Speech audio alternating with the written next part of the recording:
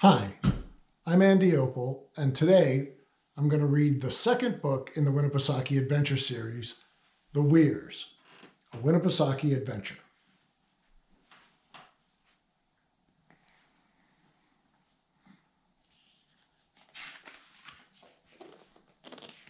The Weirs, a Winnipesaukee Adventure, illustrated by Carol Hayes and John Gorey.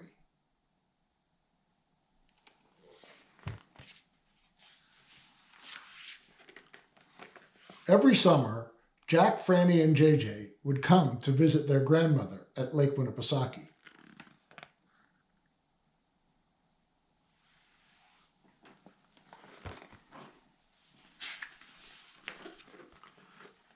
They all shared a special bedroom in Boulder Lodge, the cottage by the lake. "I love the sound of the lake waking me up in the morning," Franny said. "I like the patterns of light the morning sun makes on the ceiling," added Jack. "I like the sounds the loons make.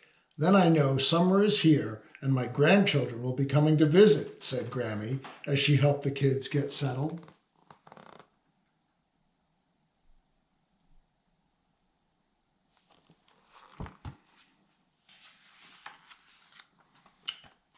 One thing all three children looked forward to was when Mr. Fuller would take them to the Weirs in his boat.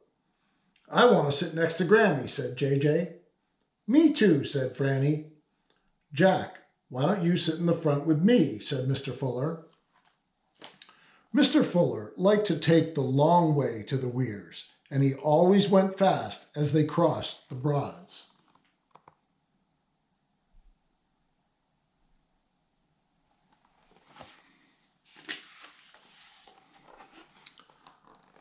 "Look, there's the Sophie C. delivering mail to Jolly Island," said Grammy. "Do they deliver food too?" asked JJ, wondering about the people on the island. "No, they have to take a boat to shore when they go to the store," said Grammy. "I have a surprise I want to show you," said Mr. Fuller.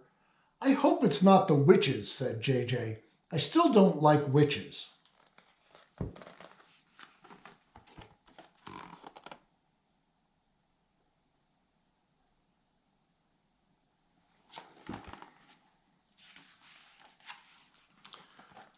"This is something special, but we need to be very quiet," said Mr. Fuller as he slowed the boat down to idle speed and passed through the narrow channel between Mink Island and Mark Island. "Look closely, everyone," said Mr. Fuller. "That is a loon, and she has a baby riding on her back." Mr. Fuller let the boat come to a stop as they all quietly watched the mother loon swim across the channel. "That's cool," said Jack. "I've never seen a baby loon before." "They are rare birds, and we are lucky to have them on the lake," said Mr. Fuller.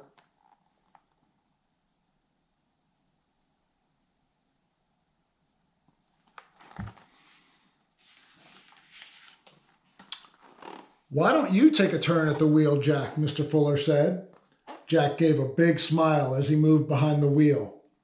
Jack made the boat go fast, and Grammy spread out her arms and yelled, "We can fly! We can fly!" They all laughed as the wind blew their hair and water gently splashed their faces. As they came around Governor's Island, they could see the boardwalk and the arcades. "There's the Weirs," said Grammy. "I want to play skee-ball," said Franny. "I want to play pinball," said Jack. "Yeah, me too," said JJ.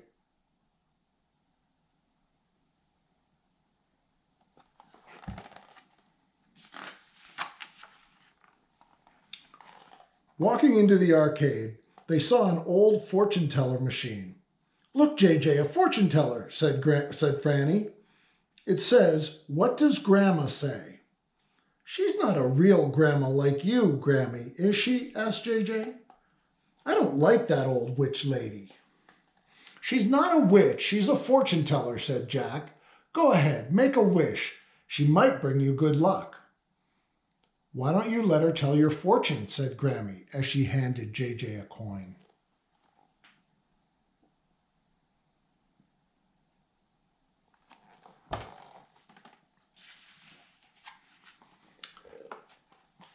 JJ put the coin in the machine and the fortune teller came to life, breathing slowly, moving her hand over her playing cards and looking at JJ with her glass eyes. JJ stepped back and hid behind Grammy's leg. A card came out of the slot at the bottom of the machine and the fortune teller went back to sleep. "What does it say, Grammy?" asked JJ, picking up the card. Grammy read the card. "Stars will fall from the sky and your wishes will come true." "That's weird," said JJ. "I hope the stars don't fall on me."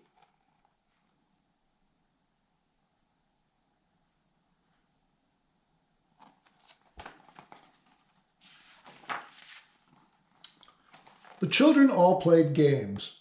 "I want a free game of pinball," said Jack. "JJ and I won 20 tickets playing skee-ball," said Franny. "I want to get that toy sailboat with the tickets," said JJ. "That sailboat is 50 tickets, JJ. We don't have nearly enough," said Franny.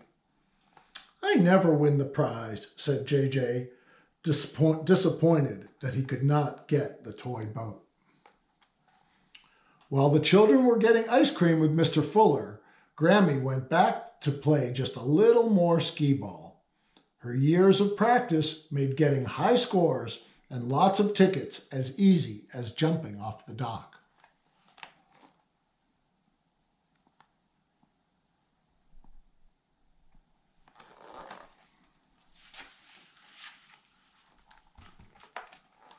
"Come on, everyone, it's getting dark," said Mr. Fuller. As they climbed into the boat, JJ got a blanket and snuggled up to Grammy in the back seat.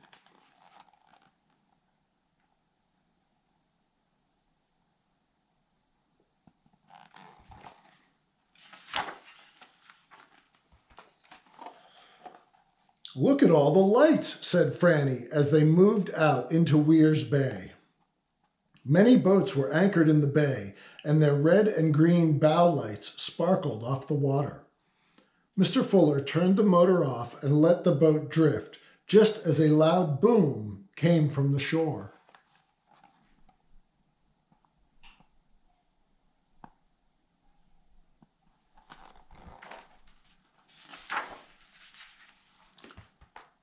"Fireworks!" exclaimed Jack as a huge blossom of color burst in the sky. "Ooh," said Franny. "Ah," said JJ. "Look at that one, JJ," said Jack. "It's just like the fortune teller said, stars falling from the sky." "But my wish didn't come true because I wanted that sailboat," said JJ.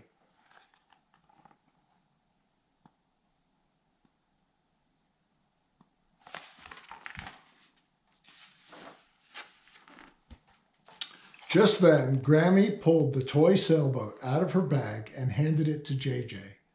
His eyes got big and a smile spread across his face. "The fortune teller was right!" exclaimed JJ.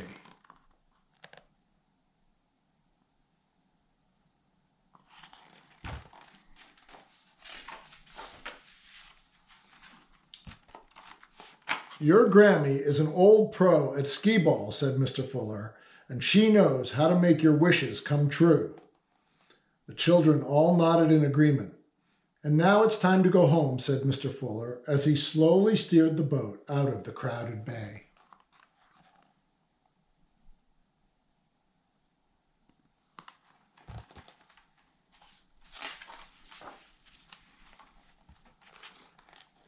Mr. Fuller followed the silvery path from the moon as they drove back to the cottage. All three children fell asleep in the boat before they got back to the dock.